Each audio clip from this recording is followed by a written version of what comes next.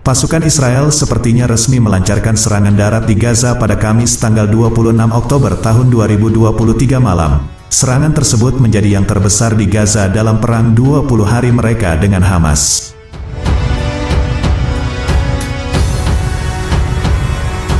Pasukan Israel sepertinya resmi melancarkan serangan darat di Gaza pada Kamis tanggal 26 Oktober tahun 2023 malam.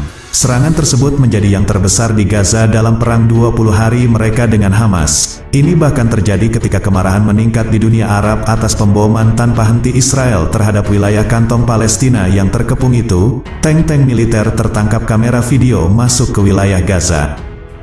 Mengutip Reuters, radio tentara Israel mengatakan dengan tegas bahwa militer Israel semalam melancarkan serangan terbesarnya ke Gaza Utara. Kendaraan lapis baja melintasi perbatasan yang dibentengi dan meledakkan gedung-gedung. Tank dan infanteri menyerang banyak sel teroris, infrastruktur dan pos peluncuran rudal anti-tank, katanya.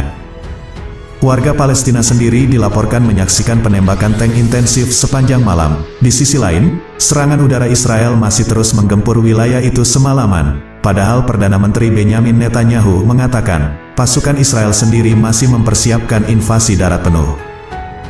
Sementara Amerika Serikat dan negara-negara lain mendesak Israel untuk menunda hal tersebut karena khawatir hal itu dapat memicu permusuhan di front Timur Tengah lainnya. Ini juga terjadi di tengah desakan Badan PBB yang memberikan bantuan kepada warga sipil Palestina di Gaza, mengatakan serangan Israel harus segera dihentikan.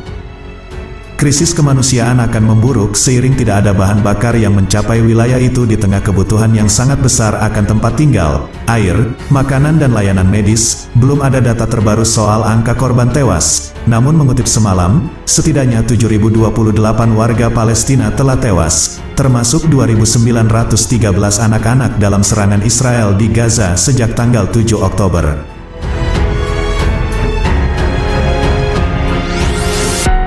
Militer Israel juga merilis data kematian. Sebanyak 1.405 termasuk 308 anggota militer dan 58 anggota kepolisian tewas selama perang berkecamuk sepanjang 7-26 Oktober. Sementara itu, negara-negara Arab akhirnya mengeluarkan pernyataan bersama yang mengutuk Israel.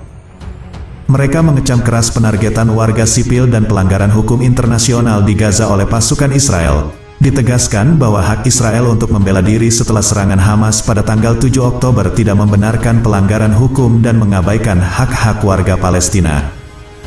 Para menteri juga membalas apa yang mereka sebut sebagai pemindahan paksa. Israel mereka sebut melakukan hukuman kolektif di Gaza. Tidak adanya solusi politik terhadap konflik Palestina-Israel telah menyebabkan berulangnya tindakan kekerasan dan penderitaan bagi rakyat Palestina dan Israel serta masyarakat di wilayah tersebut, katanya dikutip laman yang sama. Di sisi lain Eropa tetap mendukung Israel sebagai sekutu terdekatnya. Kanselir Jerman Olaf Scholz mengatakan, pertemuan para pemimpin Uni Eropa di Brussel pada hari Jumat akan mengirimkan sinyal yang jelas mengenai dukungan itu. Kami yakin bahwa tentara Israel akan menghormati aturan-aturan yang muncul dari hukum internasional dalam segala hal yang mereka lakukan, kata Scholz. Perpecahan di dalam blok sempat terlihat saat Perdana Menteri Belgia Alexander De Croo memperingatkan Israel.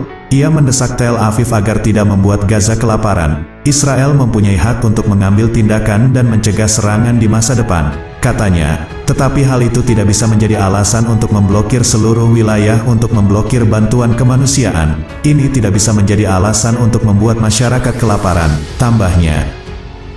Sementara Menteri Keuangan AS Janet Yellen mengatakan sedang mencari cara lain untuk mengurangi aliran pendanaan ke Hamas. Meski tak diketahui pasti berapa dana yang dimiliki, namun Hamas diyakini mendapatkan yang dari badan amal, pajak hingga penyelundupan.